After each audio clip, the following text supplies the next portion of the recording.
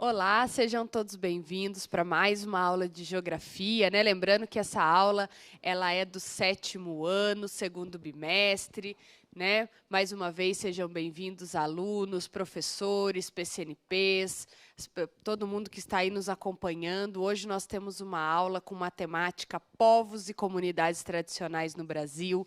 Eu não estou sozinha, eu estou aqui acompanhada nesse dia de friozinho com a professora Andréia Cardoso. Bom dia, professora. Bom dia, professora Milene, como vai?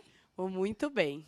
Muito bom dia a todos os estudantes, professores, PCNPs das 91 diretorias de ensino. É com muita alegria que a gente está aqui em mais uma aula do 7º ano. Muito bem. Então, é importante que, nesse momento, vocês registrem aí, né, o nome da nossa aula, o que nós vamos aprender, como nós vamos, qual é a habilidade, né, trabalhada. Lembrando que essa aula é uma aula parte 1. Então, nós vamos ter uma continuidade, né, da discussão aí ao entorno dos povos e comunidades tradicionais no Brasil. Então, é importante a gente ressaltar. Essa aula ela é uma aula elaborada, né, pela equipe curricular de Geografia da COPED, da SEDUC, e ela é toda elaborada por 4 professores, que, no caso, a Andréia, que está aqui presente conosco, vai aparecer para vocês o nome, a Mariana, né, que vocês já conhecem através de um vídeo, eu, que sou a professora Milene, e o professor Sérgio. Certo? E eu vou pedir para que vocês anotem aí o que vamos trabalhar no dia de hoje. Então, vai aparecer aí para vocês na tela, para que vocês possam acompanhar, né, qual é a habilidade, o que nós vamos trabalhar. Lembrando que essa é uma aula do 7º ano, do 2º bimestre. Então, para a aula de hoje, nós temos 2 habilidades, tá ok? Identificar e selecionar em registros históricos geográficos características dos povos indígenas, comunidades remanescentes de quilombola, povos da floresta e do cerrado, ribeirinhos e caiçaras, entre outros grupos sociais do campo e da cidade em diferentes lugares e tempos. A segunda habilidade é analisar aspectos étnicos e culturais dos povos originários e comunidades tradicionais e a produção de territorialidade e discutir os direitos legais desses grupos nas diferentes regiões brasileiras e, em especial, no estado de São Paulo. A nossa unidade temática é Conexões e Escalas e o objeto de conhecimento é Formação Territorial do Brasil. Então, nós vamos dar início a essa super aula de geografia do 7º ano do 2º bimestre. Obrigada, professora Milene, obrigada a todos vocês que estão acompanhando as aulas de geografia. Semana passada a gente teve a oportunidade, nós tivemos 2 aulas, né?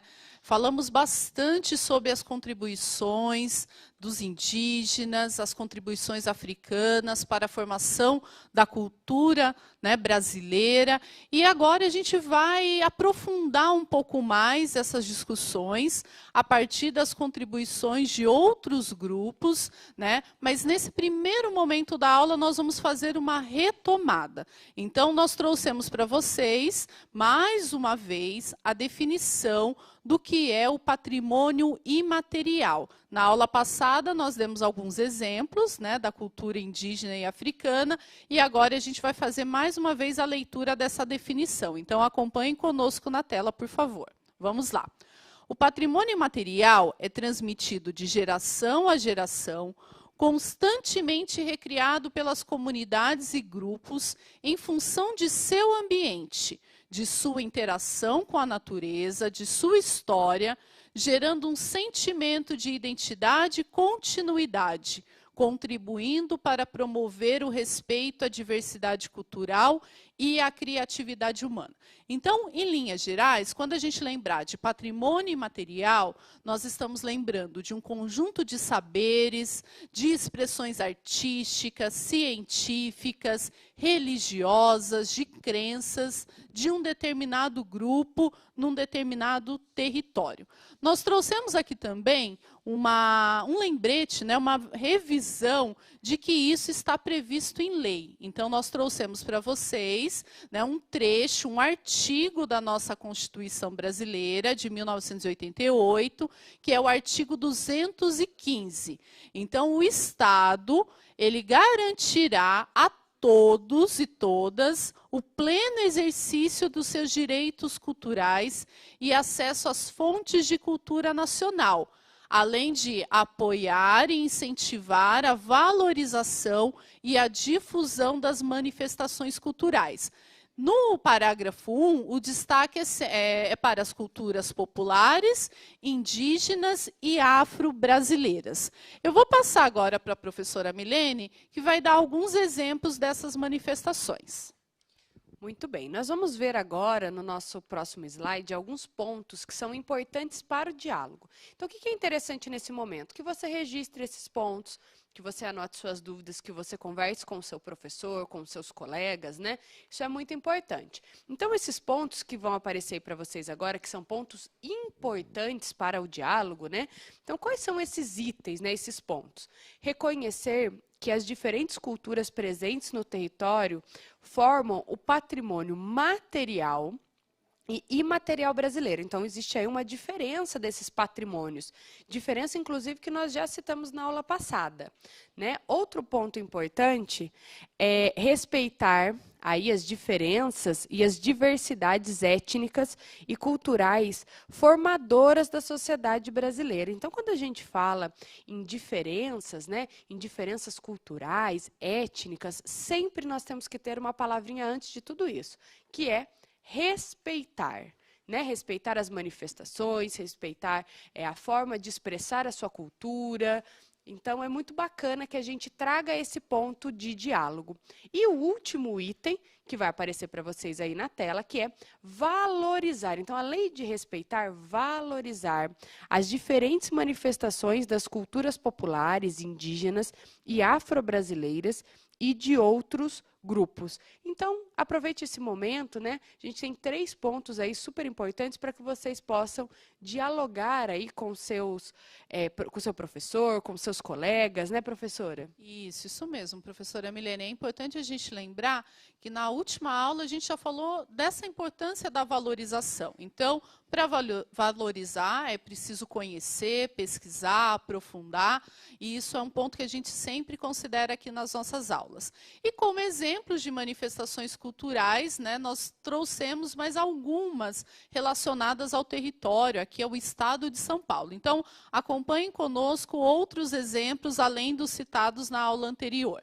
Então, nós temos a ciranda ou dança do caranguejo, cavalhadas, o caiapó, né, a catira, a congada, a dança de fitas, o fandango, que a gente vai mostrar para vocês daqui a pouco um vídeo que fala do candango caipira, o maculelê, o moçambique, que a professora Milene até destacou na última aula, que é muito comum no município de Paraibuna, de onde ela vem, e o samba de bumbo, que a professora Milene vai detalhar um pouquinho mais para vocês. Lembrando que a questão das danças é sempre uma herança, uma manifestação cultural dos povos indígenas e africanos muito presente no estado de São Paulo. Então, trazendo nessa discussão do samba, samba do bumbo, ele pode aparecer para vocês com outras terminologias, né? Quando nós falamos em manifestações culturais, às vezes é comum em determinadas regiões terem nomes diferentes. Então, o samba do bumbo, que também pode ser conhecido como samba rural, samba paulista, samba lenço, samba de roda, samba de Pirapora ou samba caipira, né? Então, assim, ele tem várias denominações. E vai aparecer para vocês uma imagem para que a gente analise alguns aspectos e faça um rápido descritivo, né? A gente consegue observar aí, né, um grupo de pessoas com instrumentos musicais, a gente consegue ver específico aí o bumbo, né, em destaque na foto. E essa imagem, ela é do Centro Histórico de Santana de Parnaíba, no estado de São Paulo.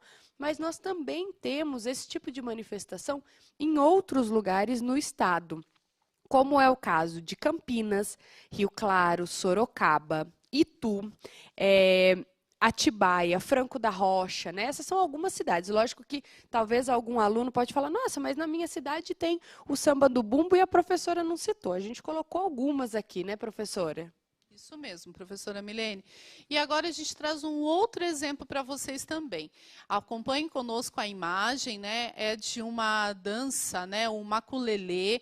Ela consiste numa mistura de dança, luta, jogos de bastões. É uma mistura, né? Da cultura africana e indígena. Então, na foto a gente pode ver um grupo de pessoas com vestimentas típicas, né, indígenas de sisal e com bastões simulando, né, uma dança, uma luta. Então, foram outros dois exemplos que a gente fez questão de trazer para vocês e é importante que vocês reconheçam nas suas regiões, nos seus municípios, outros exemplos e aprofunde o diálogo com seus colegas e professores. Agora, ainda nessa retomada, a gente trouxe um outro documento que fala muito dessa questão dos direitos culturais, que é a Declaração Universal dos Direitos Humanos. É uma declaração de 1948. Ela tem vários artigos, mas para essa aula nós trouxemos o artigo 27. Então, acompanhem conosco na tela. Então, todo ser humano tem direito de participar livremente da vida cultural da comunidade, de desfrutar das artes e de participar do processo científico e de seus benefícios, né? Então, é importante a gente reconhecer as culturas, né? A questão da arte no nosso município, na nossa região, no nosso país, né? Outras culturas de diferentes países e entender que são direitos culturais. Então, cada grupo, cada povo tem direito a manifestar a sua cultura. Só que a gente sabe que muitas vezes isso não acontece, isso não é possível. A gente tem aí várias notícias, várias situações que mostram um desrespeito, a discriminação a diferentes comunidades, né? Sejam elas indígenas, africanas, daqui a pouco vocês vão conhecer a questão dos povos tradicionais. Então, nós trouxemos dois exemplos de notícias, né, que foram vinculadas em sites, em jornais de grande circulação, que mostram um pouquinho dessa questão do desrespeito. Então, acompanhem conosco na tela. Então, o primeiro exemplo é a questão dos povos indígenas. Então, o que essa notícia trouxe? Desrespeito histórico à cultura indígena é grande causa dos conflitos. Segunda notícia, líderes indígenas e quilombolas criticam desrespeito e discriminação. Então, fica para vocês, né, a nossa recomendação, converse com seu professor, procure, né, pesquise outras notícias, né, imagens que mostram o quanto, né, esses povos estão sujeitos às formas, né, de discriminação com relação à sua cultura, que se manifesta de diferentes formas. E agora também a gente vai começar a falar um pouco mais dos povos e comunidades tradicionais. De acordo com a lei ela sempre traz um conjunto, né, de artigos, de orientações para a gente lembrar dessa questão de que é preciso conhecer, respeitar e valorizar. Em 2007, a gente tem também uma lei que ela trata especificamente dos povos e comunidades indígenas. Então, acompanhem conosco a definição, a partir dessa lei, do que são os povos e comunidades tradicionais. Vamos lá. São grupos culturalmente diferenciados e que se reconhecem como tais, que possuem formas próprias de organização social, que ocupam e usam territórios e recursos naturais como condição da sua reprodução cultural, social, religiosa, ancestral e econômica, utilizando conhecimentos, inovações e práticas gerados e transmitidos pela tradição. Então, se lá no começo da aula a gente retomou o que é patrimônio imaterial, lembrou vocês da importância de se considerar o conjunto de saberes, de conhecimentos, de expressões, né? Agora a gente traz mais uma definição do que são grupos, do que são povos, e comunidades tradicionais. A professora Milene vai falar rapidamente da definição de territórios tradicionais. Muito bem. Seguindo aí, né, no decreto que a professora já iniciou, vai aparecer aí para vocês na tela para que vocês acompanhem, né? Lembrando que o decreto é o 6.040 de 2007 e ele diz o seguinte item: espaços necessários à reprodução cultural, social e econômica dos povos e comunidades tradicionais, sejam eles utilizados de forma permanente ou temporária. Então, esses grupos, eles têm aí em comum, né, uma relação especial com o território. Então, isso é importante a gente sempre ressaltar, né? E isso ele tem que ser garantido, ele tem que ser resguardado. Esse direito, né, que ele tem aí, como diz o decreto, né, que ele coloca que tem que ser utilizado aí para reprodução cultural, social e econômica. Então, é muito importante a gente sempre, quando nós vamos falar desses itens, dessas comunidades, a gente se embasar no que já existe, do que nós já temos em relação à legislação e a estudos. Por isso que é importante você sempre conversar com o seu professor. Isso mesmo. Nós temos no Brasil aproximadamente 28 comunidades e povos tradicionais reconhecidos. Nós trouxemos para vocês alguns exemplos, tá? Então é importante que você converse com seu professor e descubra, né, e conheça cada vez mais outros grupos. Então vamos lá para alguns exemplos. Nós não vamos ler todos, mas para essa aula, né, nós vamos trabalhar um pouquinho mais com as quebradeiras de coco de babaçu, os ribeirinhos, né, os caiçaras e os extrativistas. Na aula da semana que vem, a proposta é trabalhar povos indígenas. E na outra aula, a gente vai aprofundar um pouquinho mais a questão das comunidades quilombolas. Então, agora, né, professora, a gente tem um vídeo, não é isso? Muito bem. Nós vamos ter um vídeo que trata do seguinte tema, né? Povos e comunidades tradicionais do Brasil discutem políticas públicas em Brasília, né? Então, justamente, ele vem para contemplar aí tudo isso que nós já estamos discutindo na aula. Esse vídeo ele tem mais ou menos aí cerca de 1 minuto e meio. Acompanhe e já retornamos.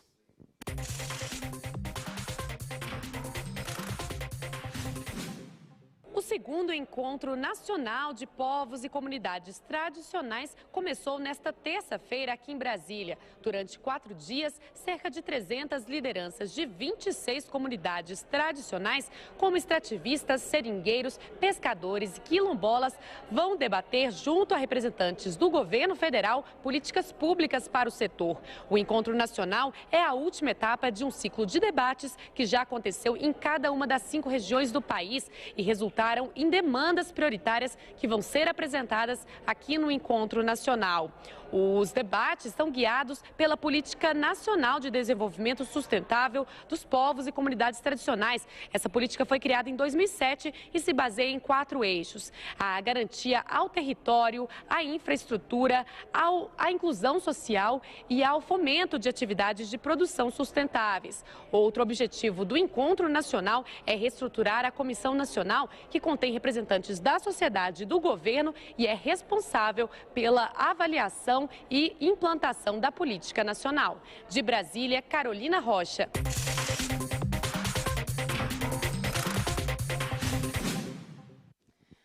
Muito bem, estamos de volta e já vamos emendar aí para uma super atividade. Então, acompanhem com a gente aí na tela. Lembrando, né, que essa atividade ela vai ficar por alguns instantes, então é um momento de interação no chat, né? Vamos usar esse espaço tão bacana para colocar as contribuições, né? Usar para colocar suas dúvidas, a resposta do questionamento, né? Vamos usar com responsabilidade.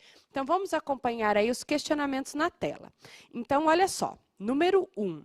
Você conhece algum grupo indicado nessa lista? Nós temos uma listinha aí ao lado, ó. Vocês estão acompanhando a listinha?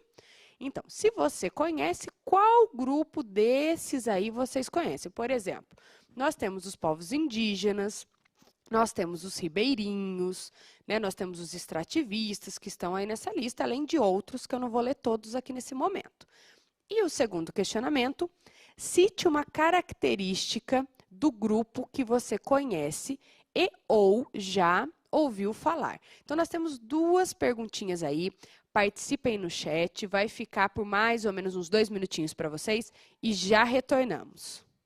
Muito bem, estamos de volta. Olha, várias participações aqui. A criançada está animada hoje, né?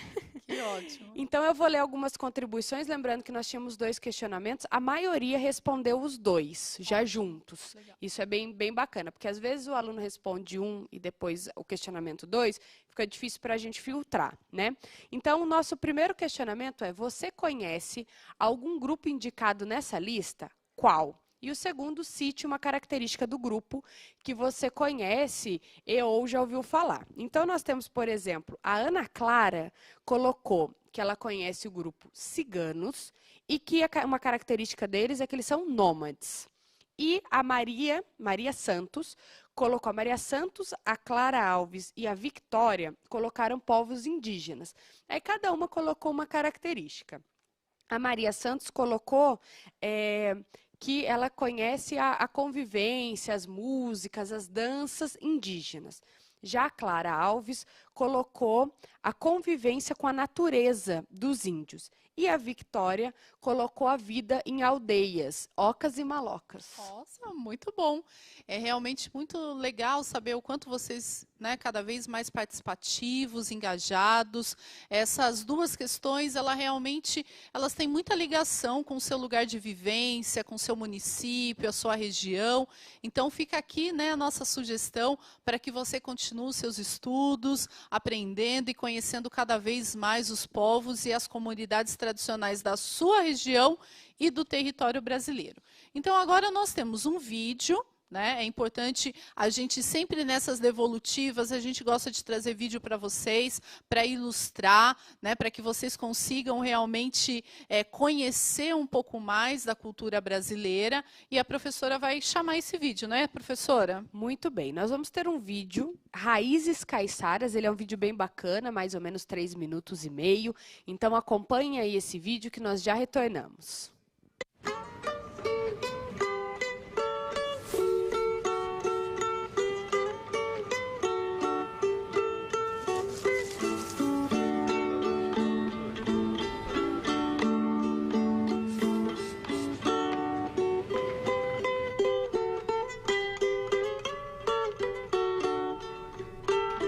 O fandango é um patrimônio cultural brasileiro, né?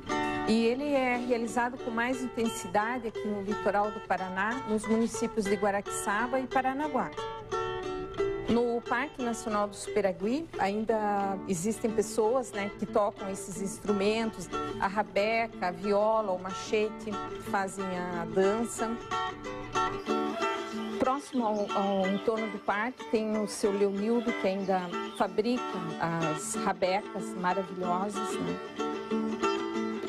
Põe em cima do machado com martelo e eu achato, bato ele para fazer aquele ponto.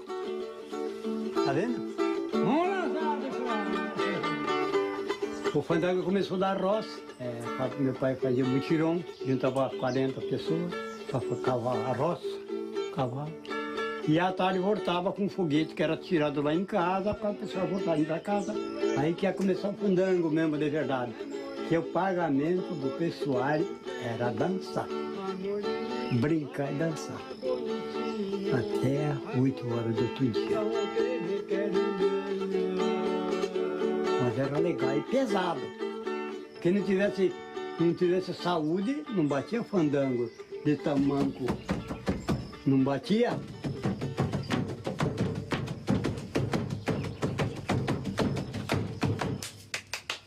A primeira vez que vi ele, só uma vez.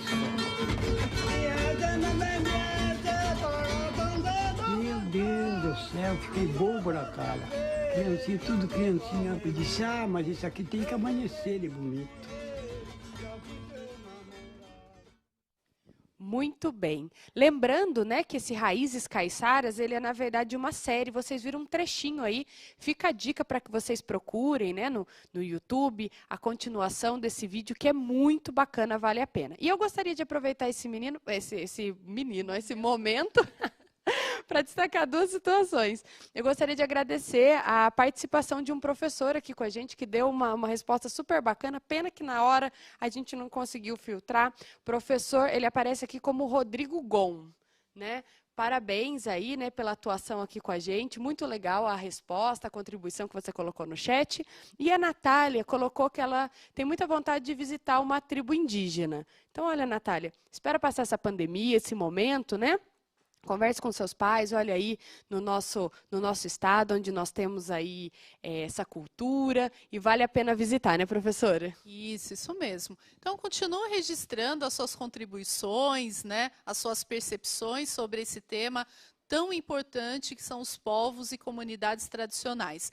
Vocês acabaram de assistir, então, um vídeo desse trecho que falava do fandango caiçara. Né? Então, na primeira oportunidade, pesquise mais, conheça outros vídeos, para que vocês consigam entender um pouquinho mais as características dessa manifestação cultural. É importante a gente lembrar também que o fandango caiçara é uma manifestação poética, né, festiva, e ela está sempre muito presente no litoral sul do estado de São Paulo e também no norte do estado do Paraná. E quando a gente fala de caiçaras, a gente também lembra o quanto, né, essa comunidade, ela também luta, né, ela resiste para manter os seus territórios, para manter a sua cultura. Então, nós trouxemos para vocês um outro exemplo de notícia relacionado a essa comunidade. Então, acompanhem conosco na tela. Vamos lá. A luta dos caiçaras para não perder heranças do passado, após ver terras virarem reservas ou condomínios. Então, é muito frequente, né, que as áreas onde eles habitam, né, onde eles desenvolvem as suas atividades, estão sempre muito sujeitas, né, à especulação imobiliária, à construção de condomínios. Então, esse é um ponto importante aqui que a gente recomenda para vocês pesquisarem. Né, a que tipos de situações esses povos caiçaras estão, né, sujeitos e colocam as suas culturas em riscos. Agora eu vou passar para a professora Milene, que vai tratar um pouquinho da questão das quebradeiras de coco babaçu. Muito bem. Para a gente, né, conseguir até fazer uma análise, até porque isso é uma coisa muito comum no Maranhão, né, nós vamos assistir um vídeo que tem como título Quebradeiras de Coco de Babaçu. É um vídeo mais ou menos de 4 minutos e meio. Acompanhe aí que nós já retornamos. A equipe do Repórter Eco viajou ao interior do Maranhão para conhecer um exemplo de comércio justo e solidário a partir do uso sustentável do babaçu, espécie nativa da família das palmeiras. A coleta da castanha e a extração do óleo são fontes de renda de uma comunidade liderada por mulheres. As quebradeiras de coco ficaram famosas pela conquista da lei do babaçu livre, que garante o livre acesso às plantações. Elas ganharam um importante aliado. Uma grande empresa de cosméticos naturais compra o óleo para fabricar produtos para o mercado internacional.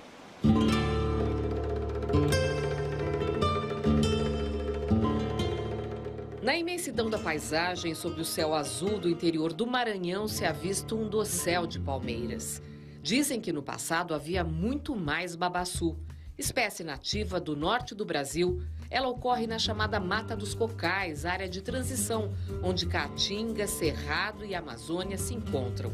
Esta palmeira pode chegar a 30 metros de altura e produzir em média ao ano de 3 a 5 cachos com centenas de cocos. Tudo nesta palmeira é aproveitado. A folha seca, por exemplo, cobre telhados e pode ser usada em cestarias. O tronco, aproveitado em construções rústicas. O fruto do babaçu pode conter até 6 castanhas como essa, de onde se retira principalmente o óleo para a indústria cosmética, mas também azeite e leite, que são muito utilizados na culinária local. Dessa parte mais esbranquiçada, o mesocarpo, se faz uma farinha nutritiva, que é misturada a bolos e mingaus. E da casca se faz o carvão.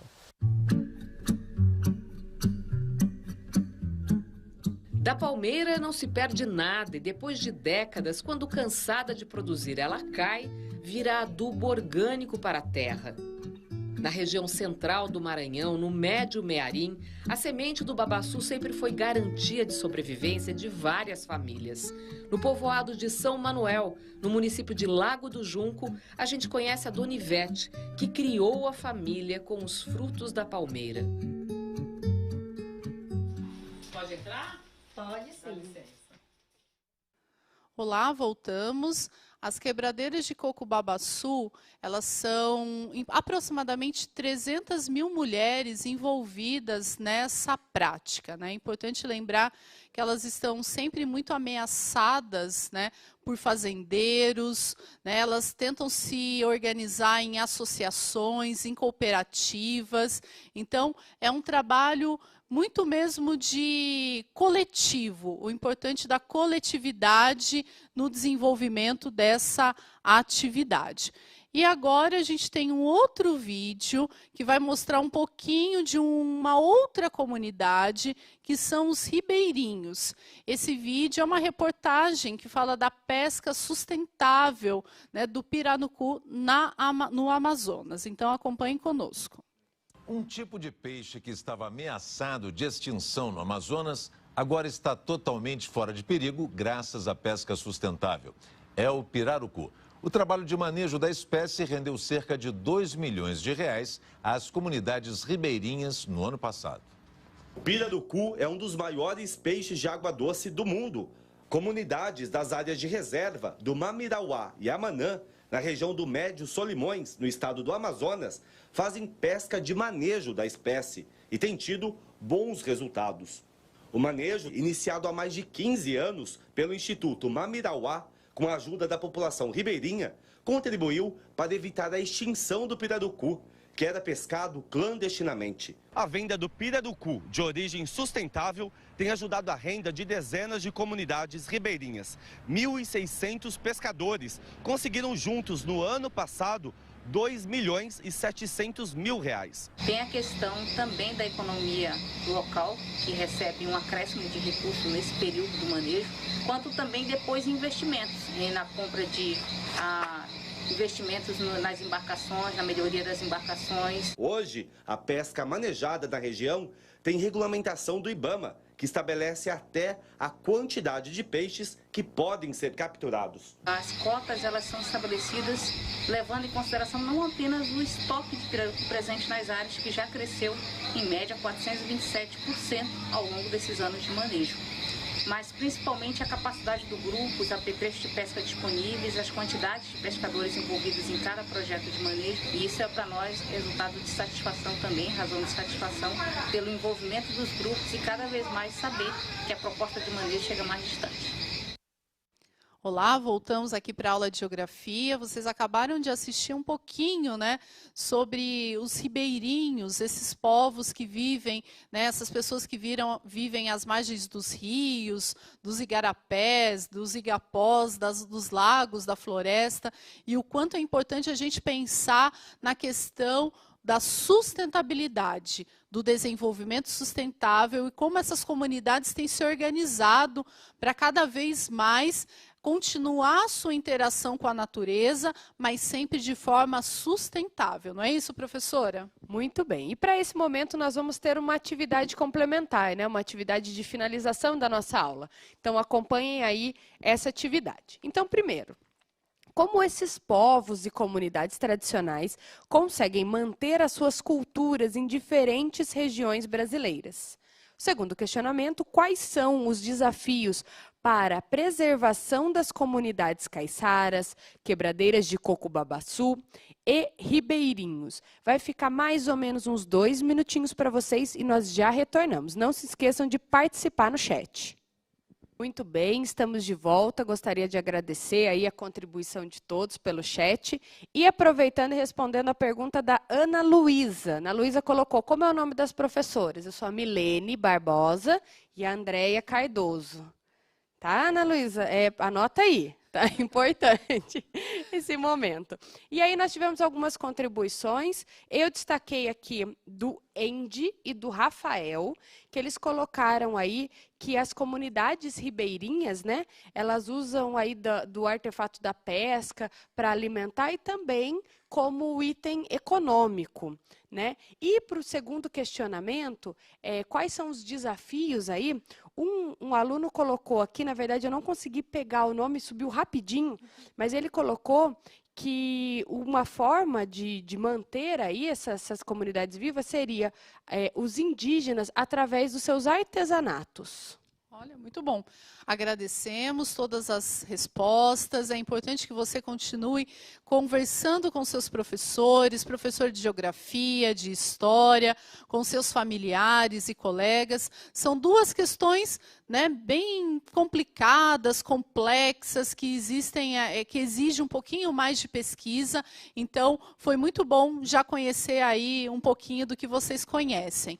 Então, na próxima aula, né, nós vamos tratar dos povos indígenas, na aula seguinte das comunidades quilombolas. Então, continuem pesquisando sobre povos e comunidades tradicionais. Eu fico por aqui, agradeço muito a participação de vocês, professora Milene, e até a próxima aula. Tchau, tchau.